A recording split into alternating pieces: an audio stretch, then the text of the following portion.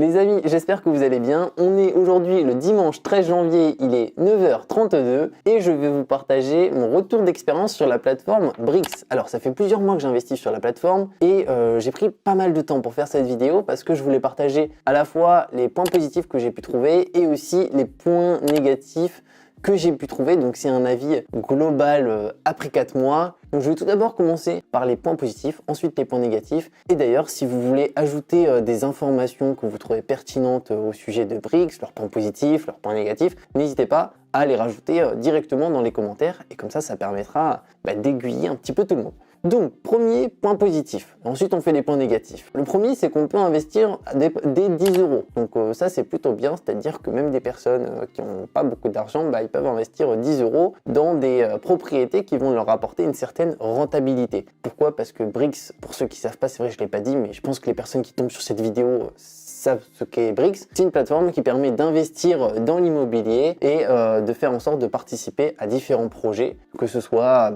des immeubles qui vont être à Montpellier, des immeubles qui vont être à Paris, des immeubles qui vont être à différents endroits. Et en investissant, par rapport au montant investi, on va recevoir une certaine rentabilité. Donc c'est quand même beaucoup plus intéressant qu'un livret A ou qu'un LDDS. C'est de l'investissement participatif. Donc c'est un système d'investissement qui est assez différent de ce qu'on peut voir d'habitude. Donc c'est un premier point positif, possibilité d'investir des 10 euros. Deuxième point positif, possibilité de diversifier. Oui, vu qu'on peut investir des 10 euros dans un immeuble, on peut acheter 10 euros de cet immeuble, 10 euros de cet immeuble, 10 euros de cet immeuble, et au final avoir beaucoup d'immeubles. Et cette diversification permet aussi de limiter le risque, parce que s'il y a de la vacance locative, imaginons il y a un immeuble à Nîmes qui n'est pas loué pendant un an, bon c'est vraiment le pire des cas, mais on va prendre le cas quand même.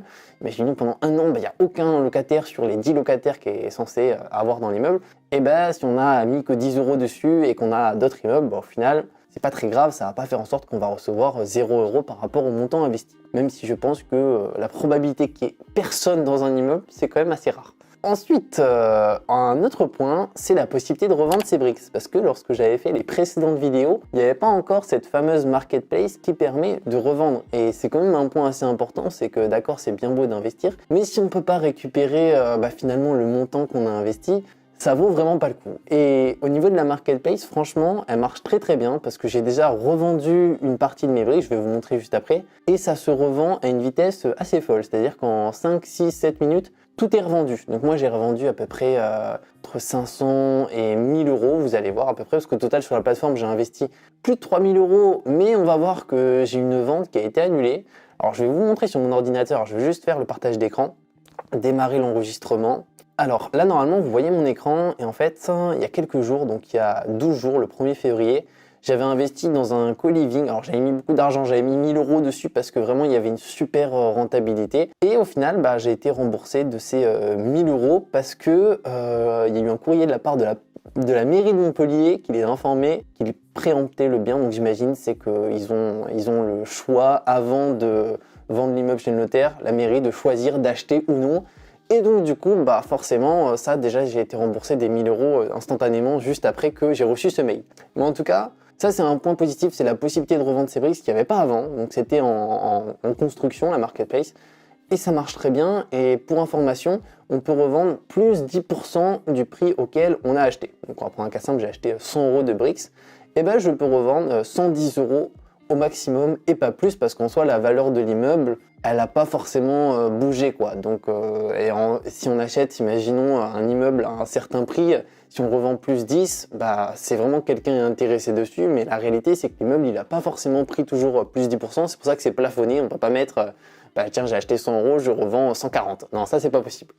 Ensuite, un autre point positif aussi, c'est que les montants des biens et des immeubles qui sont sur la plateforme petit à petit sont beaucoup plus chers. Alors ça permet de faire une chose qui est bien, c'est que ça part moins vite sur la plateforme.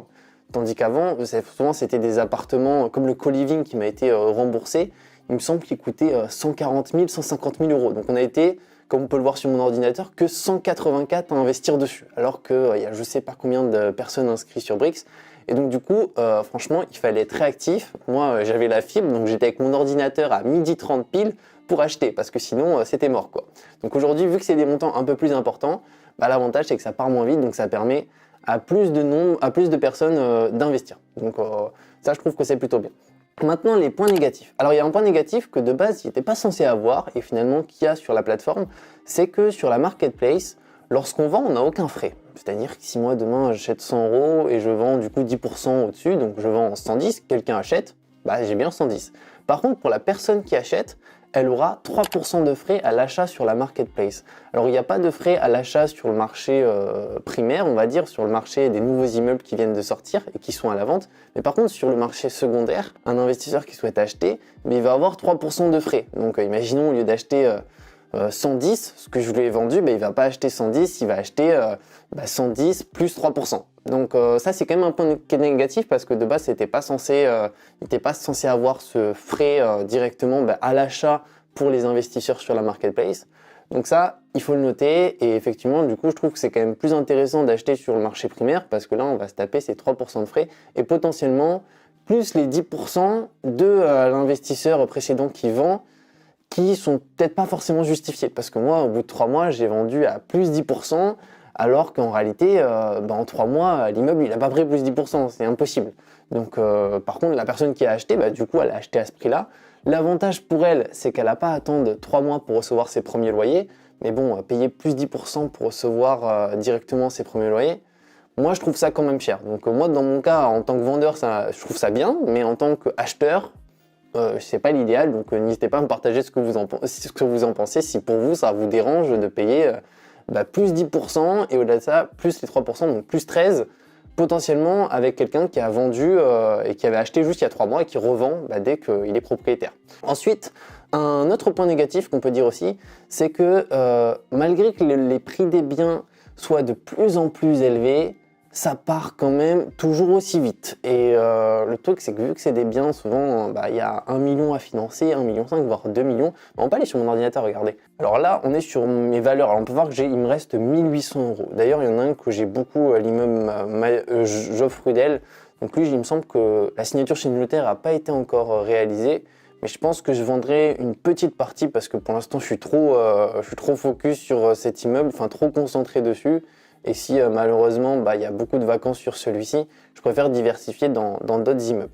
Mais juste si je fais dans propriété ici, on peut voir que les prix des biens maintenant sont beaucoup plus importants. Donc typiquement là on a du quasiment 1 900 000, là on a 3 300 000. Alors celui-ci typiquement qui est sorti je pense il n'y a pas longtemps, n'est pas encore totalement financé. Par contre ce qu'on peut voir aussi c'est que le revenu reversé et la rentabilité est moins intéressante que personnellement les immeubles que j'avais achetés. Moi typiquement si je descends un peu plus bas ce que j'avais acheté, tac. Alors typiquement j'avais acheté celui-ci, donc qui est quand même plus intéressant, 5%, 12%. J'avais acheté aussi celui-là, immeuble Joffre-Rudel, donc c'est celui-ci que j'ai à 1 200 € ou 1 400 € dessus. Et donc on a un revenu reversé qui est plus intéressant. Et après ça va dépendre des immeubles. Par contre l'avantage c'est que vu que celui-ci il est à Vincennes, c'est plus carrément du patrimonial. Et à mon avis le marché est peut-être plus intéressant qu'un marché à Montpellier. Bon après moi je sais pas, je suis un investisseur particulier, l'immobilier c'est pas forcément mon truc. Moi j'utilise vraiment Brix pour diversifier et pour finalement pas laisser juste mon argent sur mon livret A et mon LDDS et me faire un peu démonter par l'inflation. Je préfère investir une certaine somme dessus plutôt que me dire voilà je mets tout sur mon LDDS ou mon livret A. Ensuite, en dernier point négatif, c'est les frais d'acquisition. Alors je vais essayer de prendre un exemple. Alors au niveau des frais, en fait, ils sont assez faciles à comprendre. Hein. C'est que dès que Brix va acheter un immeuble, alors n'hésitez pas à me corriger si c'est pas ça, mais de ce que j'ai compris, c'est bien ça. C'est que de base, sur le prix de l'immeuble, donc imaginons ici, la valorisation du bien c'est 928 000, il y a 10% de frais d'achat de Brix, comme un peu une agence immobilière. Et au total, du coup, là, il y a le bien coûte 928 000, mais il faut intégrer à l'intérieur les 10% de frais qu'a pris l'agence, donc qui sont déjà à l'intérieur. Et donc là, globalement, le taux de rentabilité revenu reversé, il est complet, quoi. Il y a les frais de Brix, il y a tout à l'intérieur. Et par contre, ce qui était intéressant et que j'ai vu petit à petit, c'était dans le document financier ici. Du coup, on les a ici, les frais d'acquisition, donc qui correspondent de manière générale souvent à 10%, même si là on peut voir, alors du coup, on est à 928 000. On peut voir que le prix du bien a coûté 780 000. Ici, on a les 90 000, donc ça, c'est les frais d'acquisition, les 10% globalement. Après, les frais de notaire, bon, ça c'est obligatoire. Et la réserve d'argent, souvent, c'est indiqué sur la fiche du bien, c'est potentiellement pour remettre à jour des appartements. Enfin, remettre à jour, c'est pas un site internet, mais remettre au goût du jour un appartement. Mais ces frais d'acquisition, en fait, ce qui est assez intéressant, c'est que je me dis, là, le prix d'acquisition coûte 780 000. Et on peut voir que du coup, quand on a acheté, les personnes ont acheté à 928 000 globalement. Et le truc, c'est qu'au bout de 6 mois, les immeubles sont automatiquement réévalués, j'imagine, par quelqu'un. De ce que j'avais compris, c'est tous les 6 mois ou tous les 8 mois, un des deux. Et du coup, il faut enlever au bout de 6 mois aussi les frais qui étaient là, quoi. C'est-à-dire les frais de notaire, parce que les frais de notaire, en soi, ça ne correspond pas à la valeur de l'immeuble, c'est applicable à tous les logements, même si moi, demain, j'investis dans une maison et que j'ai 30 000 euros de frais de notaire, et c'est pas la valeur de ma maison, c'est 30 000 euros de frais de notaire, c'est juste des frais, quoi. La réserve d'argent, ça encore une fois, je pense que c'est intéressant d'en avoir une pour les potentiels frais qu'il peut y avoir. Et les frais d'acquisition, donc globalement, il faut enlever quand même ces 148 000 euros. Et donc au final, ce qu'il faut prendre en considération, c'est qu'au bout de 6 mois, potentiellement, à part si le bien a été acheté bien en dessous du prix du marché, ou dans ce cas-là, effectivement, on risque pas de le voir lors de la réévaluation, parce qu'on va se dire, si l'immeuble il a été acheté 300 000 en dessous, chose qui peut être possible parce que vu que souvent il est financé à 50% par des investisseurs, il y a aussi moyen de, je pense, beaucoup plus négocier le prix des biens. Et je pense que c'est le cas sur quasiment tous les immeubles. Et le truc, c'est que, par contre, si c'est pas le cas, si imaginons il a été acheté au prix du marché globalement, et lors de la réévaluation, potentiellement dans 6 mois, notre prix d'achat de notre brique, imaginons 47 euros, peut potentiellement être en dessous si la réévaluation va enlever automatiquement du coup les frais. Donc ça, c'est un point, je pense, qu'il faut prendre en considération. Donc ça peut être, c'est pas forcément, je pense, le pire des points, parce que j'imagine que ça se passe comme ça sur la majorité des plateformes, parce que les plateformes, peu importe les plateformes, prennent des frais souvent à l'entrée. Mais par contre, sur une réestimation, effectivement, peut-être qu'il va falloir attendre potentiellement la prochaine réévaluation pour se dire, tiens, là, je suis flat, et la prochaine réévaluation pour se dire, tiens, là, je suis positif. Donc, c'est un truc qu'il faut prendre en considération. Et la marketplace qui est juste ici, d'ailleurs, on y était, on peut voir typiquement, voilà, là, on peut voir un exemple concret. Ici, on peut voir qu'il y a eu 5 offres qui ont été créées, donc il y en a 4 qui ont été déjà enlevées. Et ici, on peut voir plus 13,30% du prix estimé. Donc ça veut dire que la personne qui a mis en vente ici, et qui a mis en vente à mon avis il n'y a pas longtemps, parce que quand je vais réactualiser dans quelques minutes qu'ici il ne va plus être là, on peut voir qu'elle a mis plus 10 parce que c'est le maximum. Et les frais, du coup, c'est même pas 3%, ou du moins, ou sinon c'est 10,30, mais je pense que c'est 3%, ou sinon c'est 3,30%. Et donc du coup, il est à 13,30%. Et ici, on a globalement, en achetant à ce prix-là, le revenu reversé qui est 3,42, et 10,7, c'est moins les 3,42 qui correspond, je pense, à peu près à 7%, qui est la potentielle plus-value latente due à l'évolution du marché. Et je vais réactualiser pour voir s'il est déjà parti. Et voilà. Ah non, il n'est pas parti. Voilà, je m'engage pas là-dessus. Je pensais qu'il allait partir en quelques secondes. C'est pas le cas. Mais en tout cas, c'est un point qu'il faut prendre en considération. C'est ses avantages et ses inconvénients. Pour mon avis global, franchement, je trouve que quand même c'est une très bonne alternative que je trouve qui est intéressante aujourd'hui. Moi, dans mon cas, étant indépendant, je sais que pour l'obtention de prêts, c'est assez compliqué. Après, ce qu'il faut prendre en considération aussi, c'est que toutes les plateformes d'investissement immobilier, il y a un business derrière aussi. Donc l'intérêt pour toutes ces plateformes, c'est de gagner de l'argent. Après, pour le coup, c'est vrai que je trouve qu'il y a quand même un intérêt si on compare à des placements qu'on va retrouver au sein des banques comme Livret A, LDDS, etc., etc. Donc moi, au final, aujourd'hui, je pense que ce que je vais faire, typiquement, je ne sais pas si je l'ai dit, mais cet immeuble Geoffre Rudel, je pense que je suis beaucoup trop exposé dessus.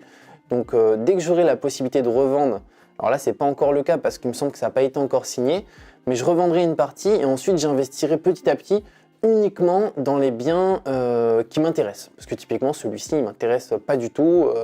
Par rapport aux revenus et le taux de rentabilité, je trouve que c'est faible. Mais par contre, s'il y a un immeuble intéressant qui sort, pourquoi pas, et ça pourra m'intéresser. D'ailleurs, si vous voulez investir sur Brix, je vous mettrai mon lien de parrainage. C'est un lien où vous avez 1% de bonus durant les 3 premiers mois ou les 4 premiers mois. Je crois que c'est 3 premiers mois qui permet d'avoir 1% de bonus. Donc si c'est, imaginons, 3% de revenus reversés, vous n'avez pas 3%, mais vous avez 4%. ou si c'est 5, bah, vous avez 6. Et comme ça, si ça intéresse des personnes, je vous mettrai le lien. Mais voilà pour mon avis global, point positif, point négatif.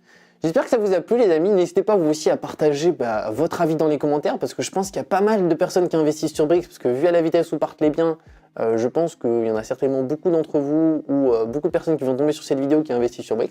Donc n'hésitez pas à partager votre avis, je vous dis à très bientôt pour une nouvelle vidéo, prenez soin de vous et ciao!